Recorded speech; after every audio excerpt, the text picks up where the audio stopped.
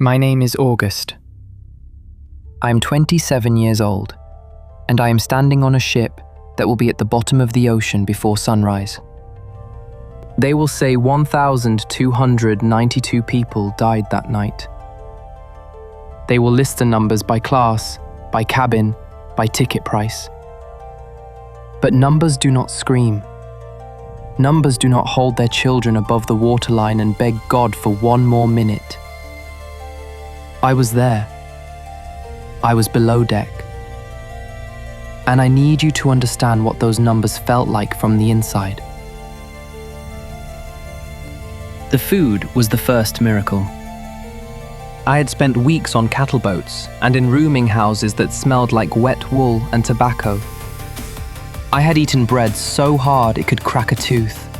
Then I sat down in the third-class dining saloon of the Titanic, and a man in a white coat put a plate of roast beef in front of me.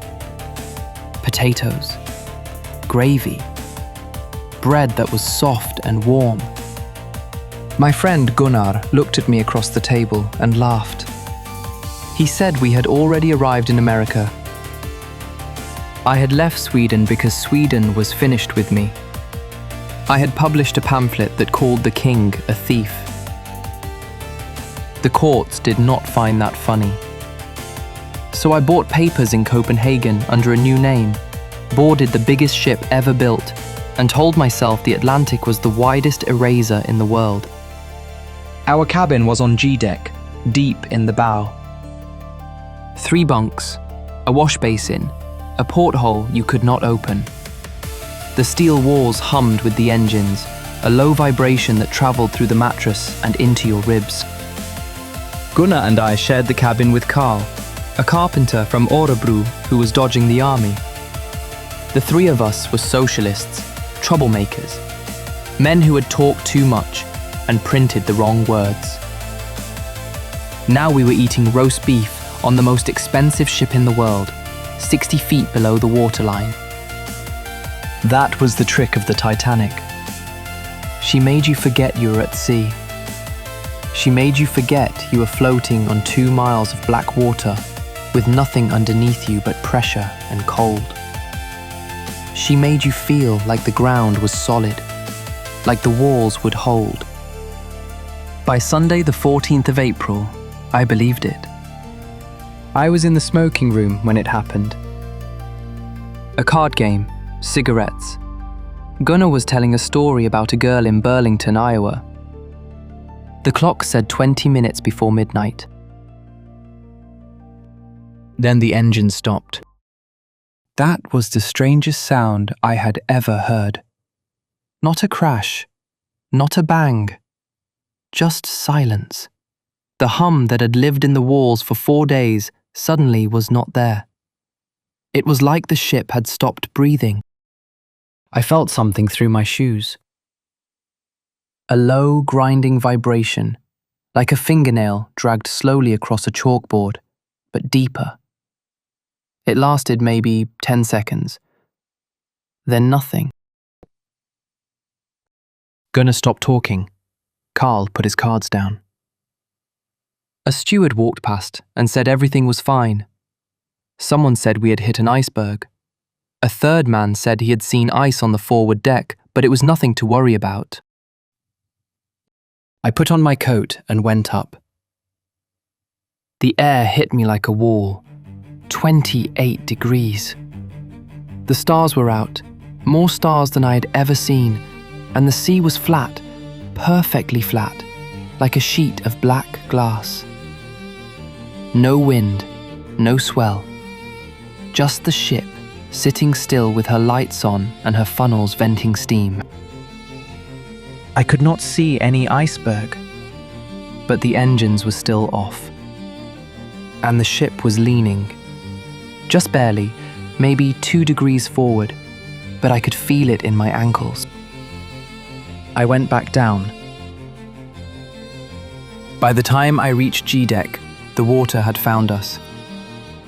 It was not a flood. Not yet. It was seeping, coming under the doors of the forward cabins like something alive, feeling its way along the corridor, running in thin streams between the steel plates. A woman was standing in her doorway holding a suitcase. A man was on his knees, trying to push a towel against the gap under his door. The towel was already soaked through. I found Gunnar and Carl. We grabbed our life belts. Gunnar could speak English, most of the others could not. There were Finns and Norwegians and Swedes and Syrians and Lebanese and Italians, all packed into corridors they had never explored, none of them sure where to go. A steward came through and said to go back to bed. A different steward came through 5 minutes later and said to put on life belts and go up. We started climbing. The Titanic was a maze below the waterline. Corridors that turned into dead ends, stairways that went up one deck and stopped, signs in English that half the passengers could not read. And the further forward you went, the worse it got. Water was pooling on E-deck. It was ankle deep at the bottom of the stairwell, cold enough to make your legs go numb in seconds. I could hear it below us. Not the engines were done. I could hear the ocean. It sounded like rain inside a drum. A steady, heavy, relentless drumming that got louder every time we stopped moving. We found Scotland Road. It was the main service corridor on E-deck, long and wide enough to drive a cart through. The crew used it to move supplies from bow to stern without going through the passenger areas. Now it was full of people, third-class passengers who had found their way up, stewards trying to organize groups, firemen coming up from the boiler rooms with soot on their faces and wild eyes. One of the firemen grabbed my arm. He was shaking. He said the water was coming through the starboard side 2 feet above the floor plates. He said boiler room 6 was gone. He said the sound of it was like nothing he had ever heard, like the ship was groaning, like the steel was being torn apart by something that was not in any hurry. I believed him. I could feel the floor tilting. That is when we found the gates. They were steel lattice barriers, waist-high, bolted between the stanchions at the bottom of the stairwells that led to the upper decks. They were not locked with padlocks. They were simply there. And there were stewards standing in front of them saying, "Women and children first, stay calm, wait your turn." But there was no turn. There was no system. There was just a gate and a man in a white coat and 200 people behind him who did not speak his language.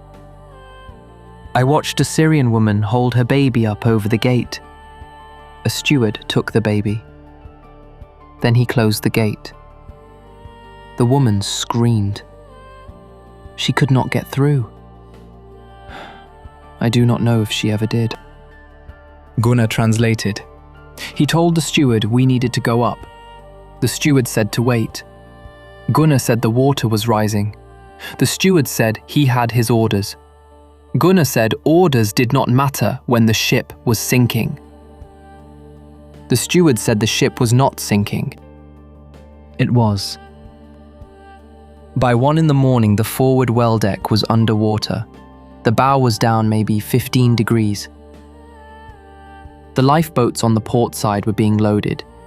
I could hear the davits creaking. I could hear a woman crying. I could hear someone playing a hymn. I did the math. The Titanic carried 20 lifeboats. Each one held about 65 people. That was room for maybe 1,300.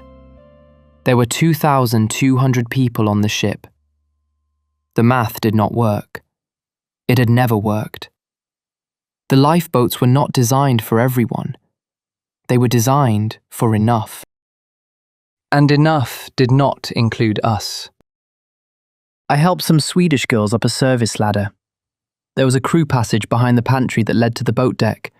It was not guarded. It was not on any map.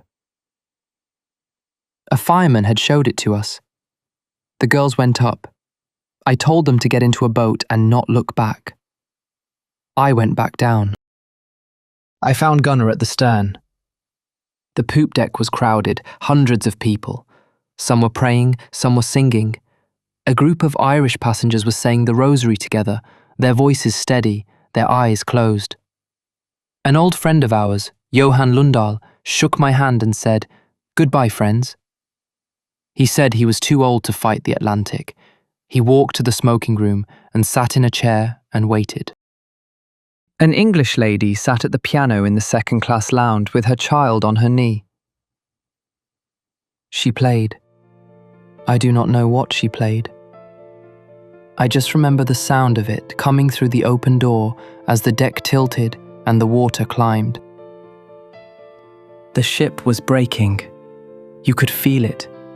A deep shuddering that came up through the deck plates, through your knees, through your chest. The lights flickered, went out, came back, flickered again.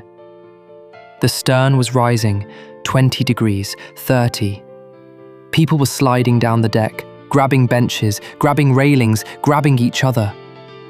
A man lost his grip and went down the slope, and I heard him hit something metal, and he did not make a sound after that. Then the lights went out for good.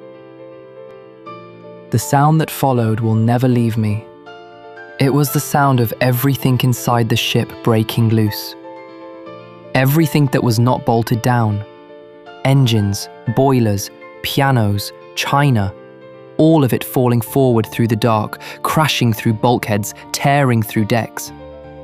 15,000 tons of machinery and furniture and hope sliding forward into the sea. Then the ship broke in two. The stern dropped back level for a moment. Just a moment. People thought it was over. People thought the stern would float.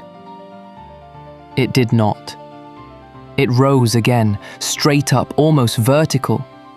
I could see the propellers against the stars. 3 bronze propellers the size of windmills hanging in the sky, dripping. Then it went down. The suction pulled me under. The cold hit me like a fist. 28-degree water does not feel like cold. It feels like burning. Every nerve in your body fires at once. Your muscles seize, your lungs scream. You have maybe 15 minutes before your heart stops, maybe less. I found a raft. That is what I call it. It was Collapsible A, an emergency boat that had washed off the roof of the officers' quarters without its canvas sides being raised. It was swamped, knee-deep in seawater. Maybe 30 of us climbed onto it or grabbed its edges. We stood in the water. We stood because there was nowhere to sit. The water was up to our knees. The cold was taking us one by one. A man would stop talking. Then he would stop shivering. Then he would let go. And that is when something happened that I did not expect. The people who were left chose each other. A Swedish couple, Edvard and Ellen Lindell, held onto the raft together. He held her hand above the waterline. She was too cold to grip. He held her anyway. When she went limp, he kept holding. He held her hand until he died too. They went together. I tried to hold 2 children. They were from a Swedish family, the Palsons, little ones. I had their coats, I had their weight. And then a wave came, and it took them from me, and the dark swallowed them, and there was nothing I could do. I reached for them, but there was only water. That is the part that stays. Not the cold, not the screaming, not the ship going down. The weight of those children in my arms, and then the absence of it. The nothing where they had been. But we held on. We held on because the man next to us was holding on. We held on because someone was still breathing, and that breath was the only warm thing in the entire Atlantic. We held on because letting go was the easiest thing in the world, and we had spent our whole lives doing hard things, The screaming stopped around 3 a.m. That was worse. 1,500 people in the water, and then silence. Just the sound of small waves against the raft and the breathing of the ones who were left. There were 12 of us when the sun came up. Lifeboat 14 found us at dawn. 5th Officer Lowe had gone back. Most of the lifeboats did not go back. Most of them sat half empty, a few hundred yards from where people were dying, and they did not go back. Lowe did. He transferred his passengers, he rigged a sail, and he came for us. I could not climb into the boat. My legs were gone. They lifted me like cargo. They put a blanket on me and I fell asleep, and I did not wake up until the Carpathia. Of the 710 people in 3rd class, 174 survived. 1 in 4. In 1st class, the survival rate was 62%. The numbers tell you everything. The gates tell you everything. But here is what the numbers do not tell you. They do not tell you about Gunnar, who translated for strangers in a flooding corridor because he could. They do not tell you about the fireman who showed us the passage because he thought we deserved a chance. They do not tell you about Johan, who chose his chair because he wanted to leave the water for someone younger. They do not tell you about the Irish women praying in the dark, or a man holding his wife's hand in freezing water because letting go was not something he knew how to do. I received $25 from the Salvation Army and a train ticket to Chicago. I went to Indiana. I became a gardener. I raised 7 children. I am not in the history books, not the ones that matter. They write about the rich people and the lifeboats and the band. They write about the iceberg and the rivets and the bulkheads. They do not write about us. The ones below deck. The ones who are never supposed to make it. My name is August Wennerström. I was 27 years old. A journalist, a troublemaker. A man who called a king a thief and crossed an ocean with a borrowed name. I stood on a sinking raft in the North Atlantic, and I chose to hold on. And I am still here, in the only way that matters. I am still here. If you want to see history through the eyes of the people who lived it, subscribe to this channel. The next story is already waiting.